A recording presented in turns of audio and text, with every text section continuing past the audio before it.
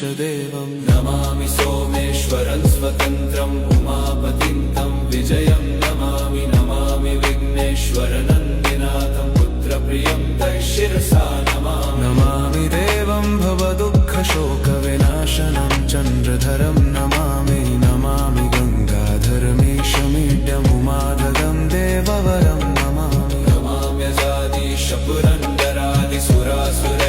नमाम्यजादिशपुरन्दरादिसुरासुरैरचितपादपद्मं नमामि देवी मुखवादनान इक्षार्थमक्षित्रितयं यैष पञ्चामृतैर्गन्धसुधूपदीपैर्विचित्रपुष्पैर्विधैश्च मन्त्रैः